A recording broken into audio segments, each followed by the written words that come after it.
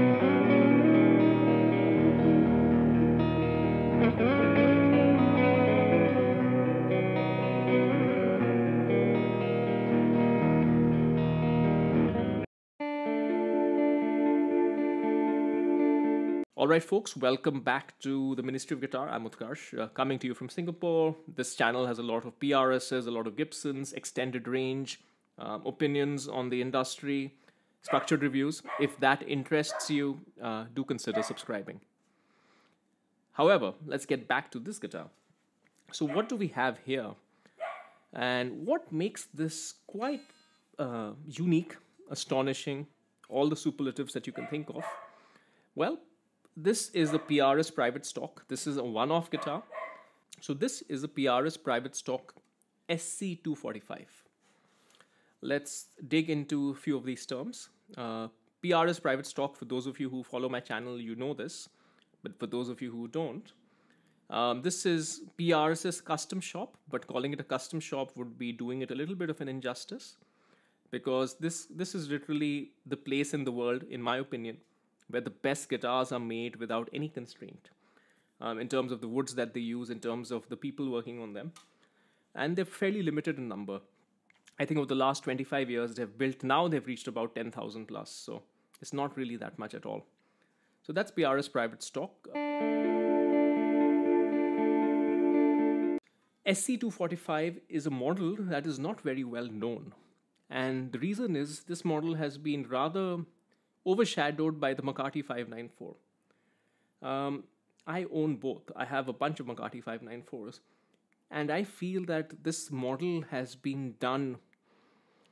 I think it's just a marketing difference between how the McCarty 594 was marketed and how this guitar is.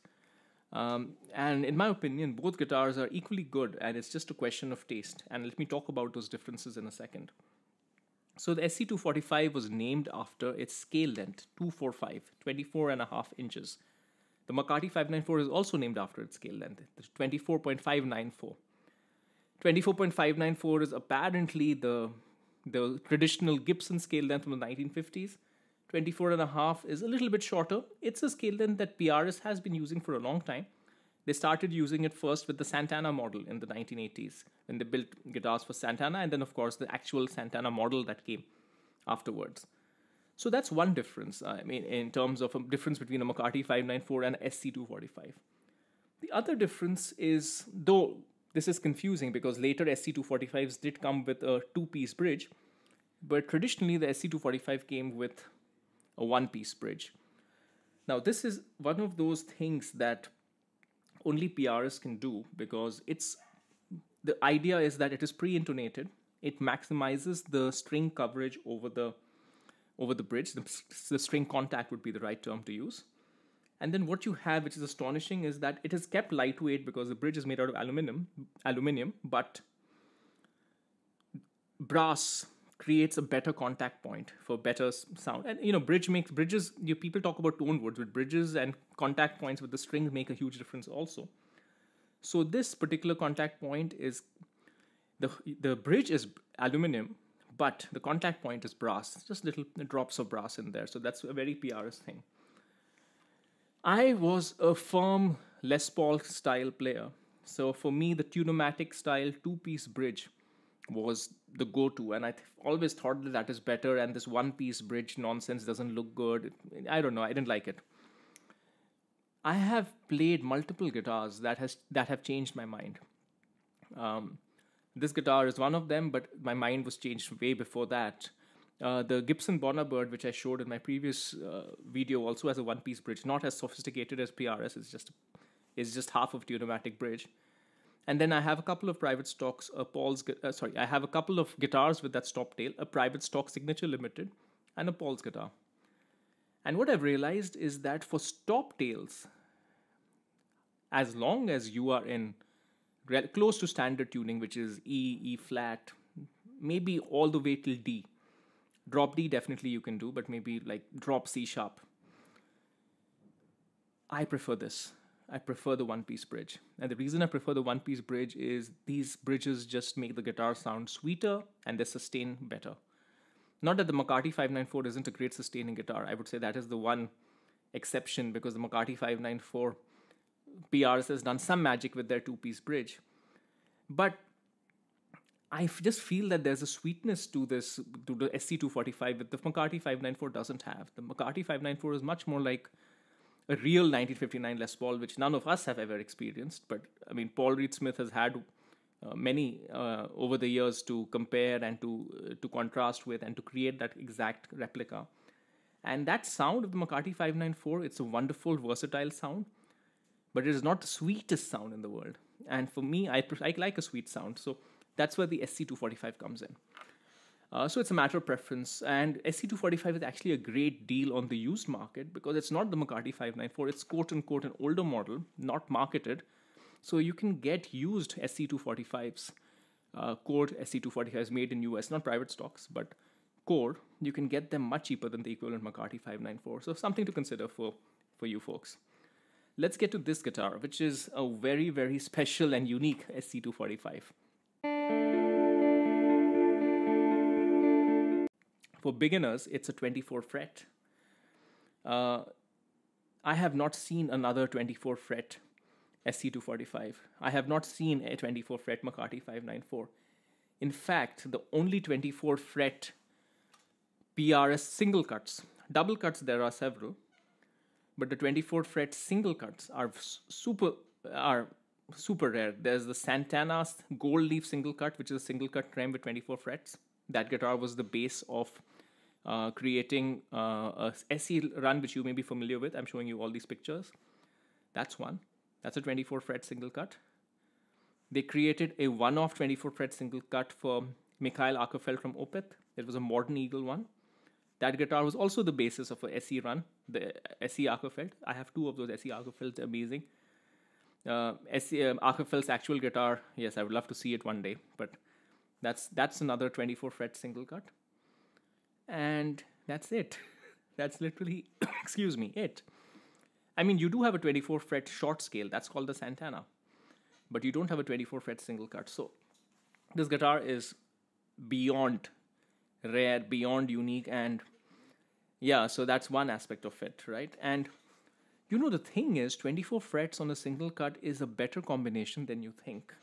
I'm just unhappy that it doesn't happen more. I spec myself a private stock, which is a 24 fret single cut tremolo with 7 strings, so that's a completely different guitar. Single cuts have a very nice, especially coupled with a short scale, you have a very nice sweet sound. You have a nice deep sound. But the problem is that deep neck pickup sound sometimes gets a little bit bassy. The advantage of 24 frets is that it just slightly makes the sound a little bit less bassy because the pickups move. So think about how it works, right? We're taking a little bit of a diversion. The reason the neck pickup is more bassy and the bridge pickup is less bassy is because of where the pickup is located relative to the string. Even if you play the string here, it's darker versus here. Like you can just imagine, let me just play it here, for example. This is very more brittle. This is sweeter. That's better. So that's why the bridge pickup gives a more trebly sound. The neck pickup gives a more bassy sound. When you shift the bass pickup closer, the neck pickup closer to the bridge, obviously it becomes less bassy. So that's one thing that 24 fret single cut. The 24 fret is a wonderful balancing act to the single cut and the short scale. Of course, you can have 24 fret modern guitars with double cuts and long scale, but then then the neck pickup loses all sweetness. And one of my, as much as I love the custom 24, the one thing I always miss on the custom 24 whenever I play it is that sweet neck pickup sound. So that's why 24 fret single cuts is kind of my jam. That 24 fret single cut SC245 is, of course, makes this very rare, but I would argue that there is so much more to this guitar that makes it so special. And it really comes down to the woods. And honestly, this is going to be a long video because I'm going to tell you about each of those woods. And each of them deserves some time. Let's start off with the top. This is a one-piece quilted maple. Figured maple is super rare. I forget what the exact number is, but it's like less than 1% of the trees or something. It's there on the PRS quiz. Figured maple is very rare. Within figuring, you have flame and you have quilt. Quilt is even rarer. Getting a piece of quilt that is a piece of wood that which is quilted and large enough to make a one-piece top out of. Remember, this is a one-piece top. It is difficult, it is rare, it is expensive, all the things that you can think of. Which is why typically you occasionally see them on, or maybe in the past, sometimes when PRS had a bit more wood. Nowadays, because of climate change, etc., even the kind of woods you get is getting a little bit worse. Seeing a one-piece top on any guitar, a figured one-piece top is rare. Usually they're kept for private stock. Seeing a very figured quilted maple one-piece top is as rare as it gets. If you try to order a private stock, which I have done two times, sometimes you can't just get it because there is no availability of one-piece quilted maple. You just can't get it. You may get a two-piece. Sometimes quilted maple is not available at all. That happened when I ordered my second guitar. So one-piece quilted maple with figuring life, that is very rare. But that's not the starting. That's not the most special. I mean, there are many special things. Let's talk about the second special thing. This neck. So what is this neck made out of? This neck is made out of Cocobolo. Cocobolo is a very rare, extremely expensive, extremely scarce rosewood-like wood. It's a bit like Brazilian rosewood. But here's the thing, my opinion. I have multiple Brazilian rosewood necked and fretboarded guitars.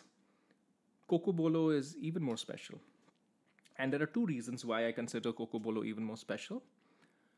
One is, in my experience, and of course the wood experts out there, please feel free to correct me. My experience is just based on what I get in my guitars. So if I'm wrong, I'm wrong. I'm happy to be corrected. But in my experience, when you have a rosewood necked guitar, and by the way, this is the feel of a rosewood neck is something to be experienced, right? It doesn't feel like maple. It doesn't feel like gloss mahogany. It just, to people who like it, and most people who experience it like it, because most people don't get a chance to experience it because they're only on very expensive PRS guitars usually. Do not bring in the Fender made in USA rosewood neck runs. They just are not comparable, sorry.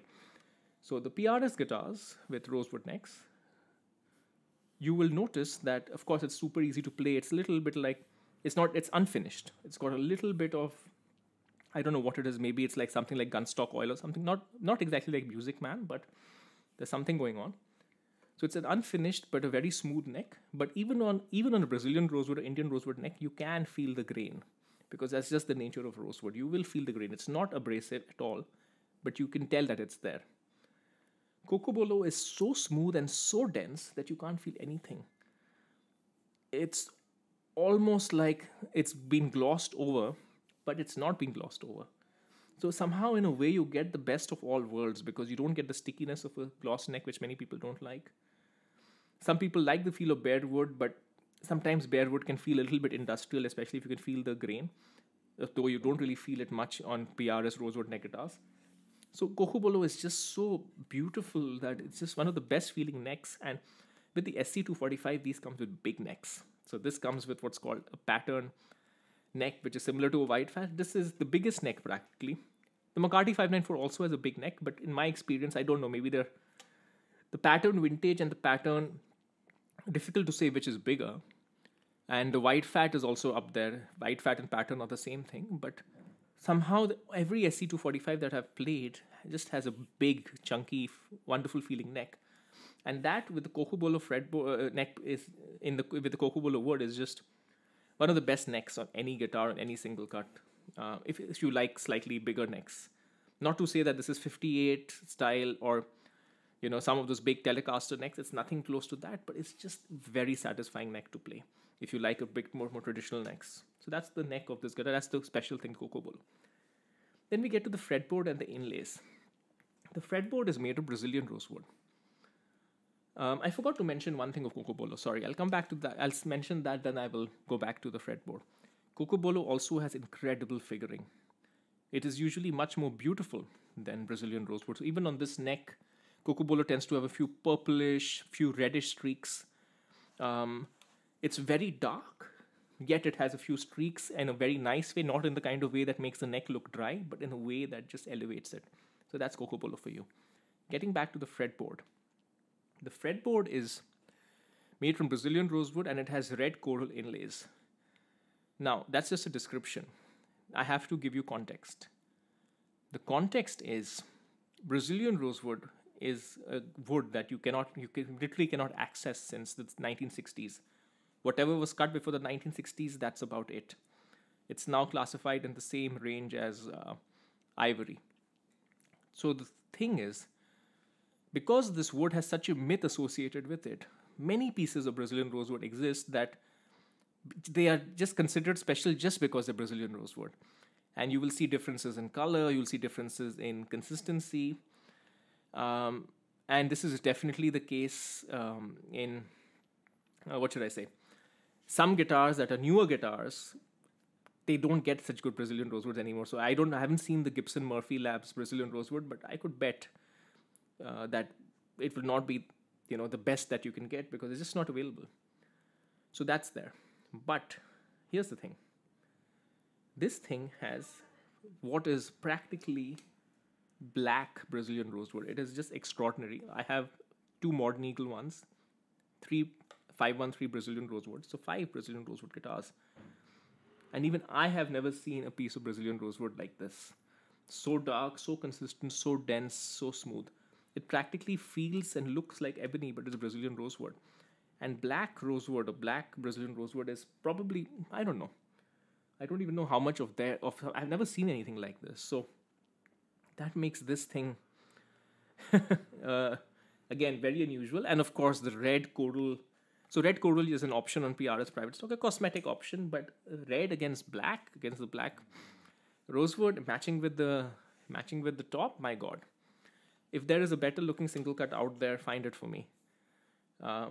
And then, of course, you have the quilted maple extending to the headstock, matching headstock, which contrasts very well with the Cocobolo. Cocobolo extends to the buttons.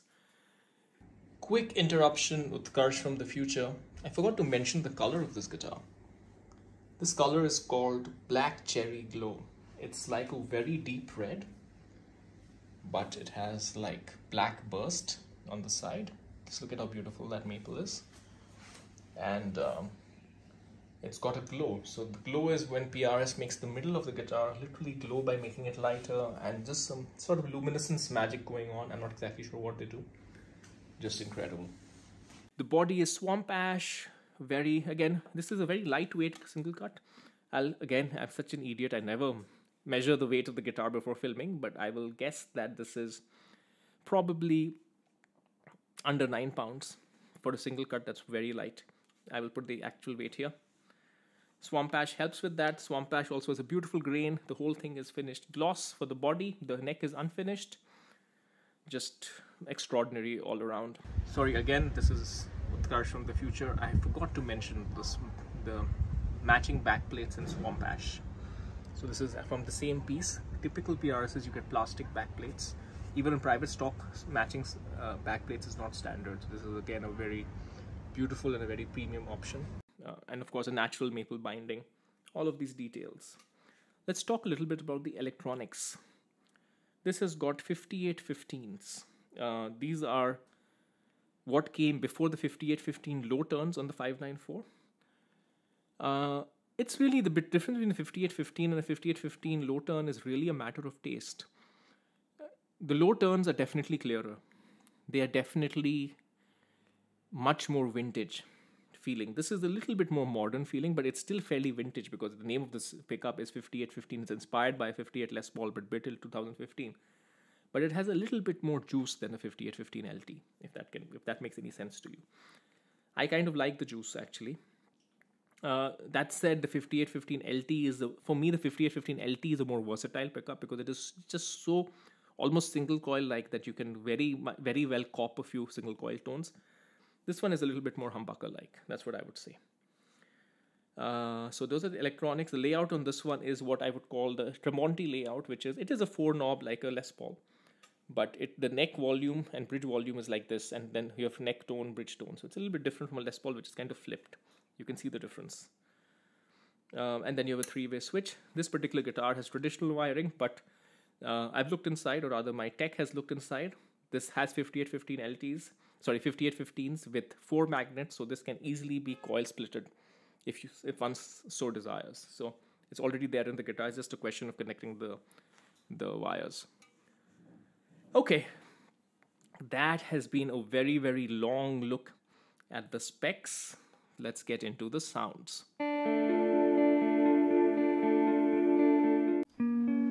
Okay, we'll start off with some clean sounds. As you can tell, it's really sweet. Middle position. The same character of the guitar is retained, as you can tell. Lots of resonance. Bridge.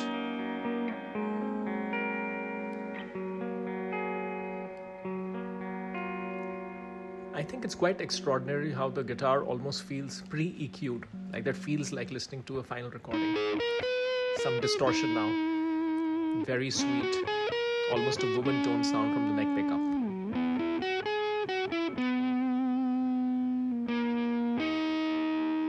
Going to the middle.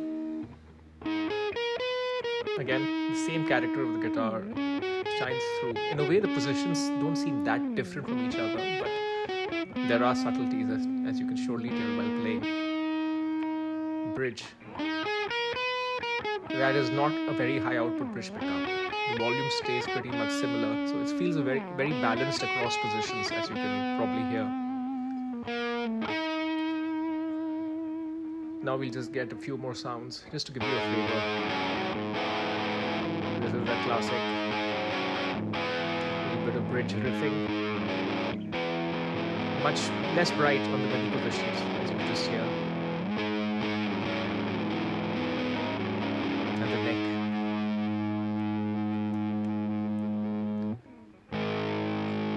Now we'll give you some chords, some distorted chords. There's that rock and roll sound. Yeah, it does that job pretty well. Just to get a taste of single notes.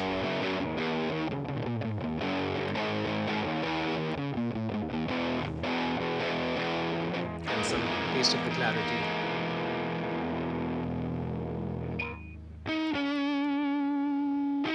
Just to hear the guitar again. All the overtones.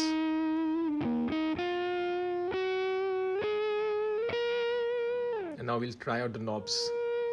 Beautiful PRS volume swells. Yep, it just works. So there you have the sounds. As you can tell, the neck pickup is very beautiful. It is much has much less extra. It doesn't have the unnecessary low end that some single cut guitars have.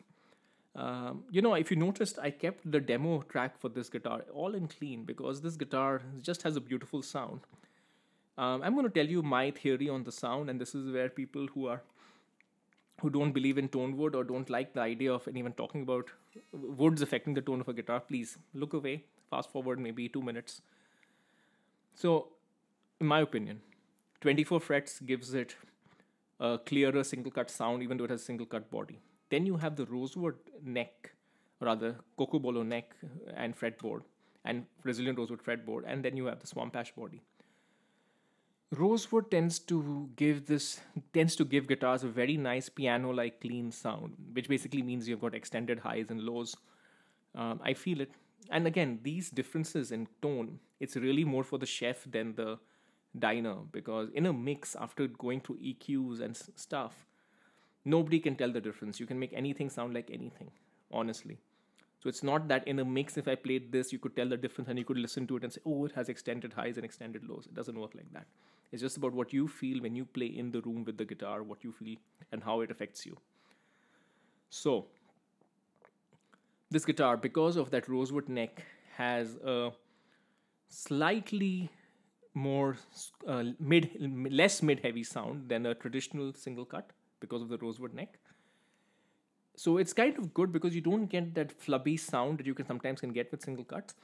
And then the swamp ash body just makes it very clear. Now let me be very honest. I am a very big fan of the mahogany sound, so I do like that thump, that mahogany thump. It's a very traditional, it's a very Gibson sound. And this guitar, because it doesn't have a mahogany body, it has a swamp ash body. I do miss a little bit of that mid punch, frankly speaking. For me, the application of this guitar is not so much in like very, very. Let me just say that this is not a riffy guitar for me. Maybe that's a better word. This is not the guitar I would use for riffs. This is the kind of guitar I would use for wonderful, clean sounds, finger picking. Because it's got such good clarity. If you can finger pick and still get amazing sounds out of it. So clean, this guitar is just beautiful. I would use it for light overdrive, maybe more than light, up to mid, maybe for blues.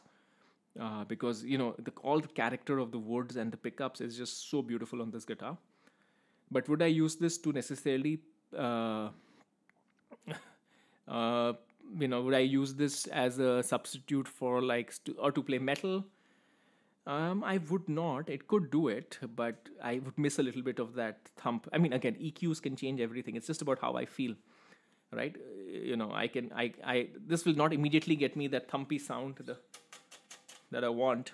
I kind of like how mahogany gets that for me. And some people use swamp ash in metal, and some people use basswood. So it's just a matter of personal preference.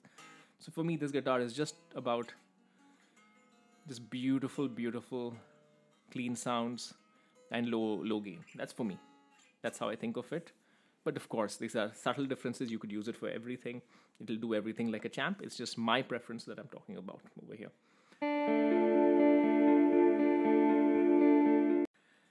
Okay, overall conclusions. So I'm in a little bit of a dilemma with this guitar. I got this guitar because it was a 24 fret single cut. I am very, very fond of all the beautiful woods, but it was the 24 frets that pushed me over the edge to get this guitar. And I've really, really been liking it. But as some of you know me, the one thing that I keep coming back to is this guitar would be perfect if it had a tremolo. And it doesn't. Of course it doesn't. It's got a beautiful stop tail, and I'm okay with stop tails. I do have stop tail guitars, tremolo is a big part of my playing style. So I am going back and forth on, as I try to consolidate, as I try to bring myself down from 80 guitars to about 30, what is the role of this guitar? Does the guitar being extraordinary compensate for it not having a tremolo? Which is kind of a silly question because tremolo is a matter of preference. So that's what I'm struggling with a little bit. And I have not made up my mind. So that's where I am with this guitar. It's just a beautiful, lovely thing. Probably the most beautiful single cut. Hell, I would say in the top 2 or 3 most beautiful guitars that I own, like even amongst private stocks, I would put the Graveyard 2 McCarthy 594. That's a very specific thing. I like the purple guitars, so the purple single cut I have is also up there. But actually I would say this is more beautiful than the purple single cut, because the purple single cut is just it's not as well color coordinated as this. Let's just say that. Yeah, so what do I do with this guitar? I don't know. I wonder if you guys have any thoughts as well. But yeah, the overall conclusion for anyone other than me is PRS Private Stock has some pristine examples out there. And this is indeed one of them. This is one of the nicer guitars they have out there. So yeah, if you are looking to get that PRS Private Stock, not necessarily this one, do go for it, because there is just something about a very beautiful, a very nice guitar made with no constraints, made with the best woods. You will definitely be very, very happy. All right. Hope this was fun. There may or may not be a condition report after this, because I have still not decided whether I'm going to put this guitar up. I don't know. We'll see. If there is a condition report, on to the condition report. If not, take care. See you next time. All right, folks, this is the condition report of the guitar. It's basically flawless, I think. I mean, it's a nitro finish guitar, so there may be light signs of use, right? But after we get our special guest to move on to a different location, I'm just going to give you a quick look to show you all the corners as best as I can. Some finger marks, that's probably me.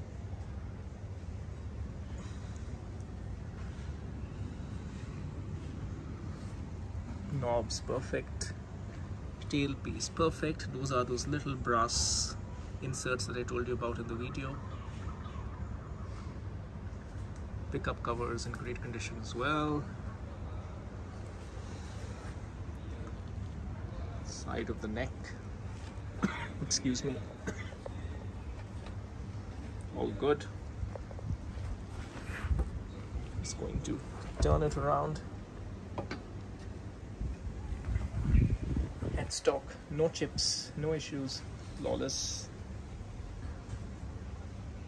That beautiful Cocobolo, look at that. Red, purplish. I don't know if you can tell the kind of light purple. I mean, as purple as wood can get. Even purple wood is not perfectly purple, but it's beautiful. As nice as it gets. Oh, please note, these are strap locks installed by my luthier. The originals are in the case. I do that with all my guitars for safety. Matching backplate in swamp ash. That is another beautiful option which I forgot to mention earlier.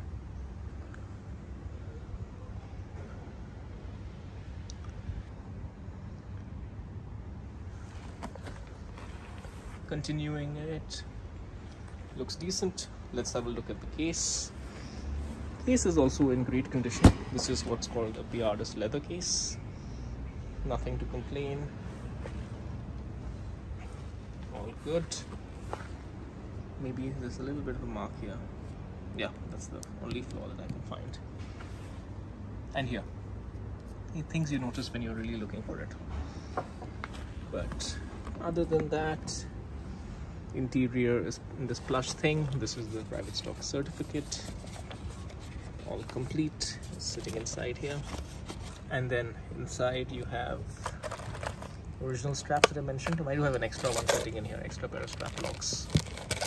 I'll take that out, sorry, that won't come with the guitar, but the original straps are there.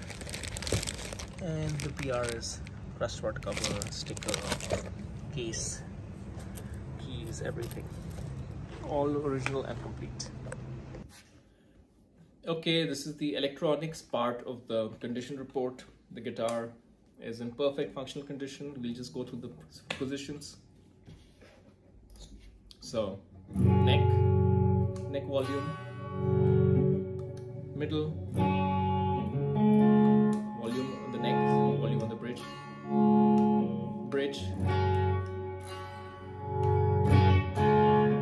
bridge tone, neck tone,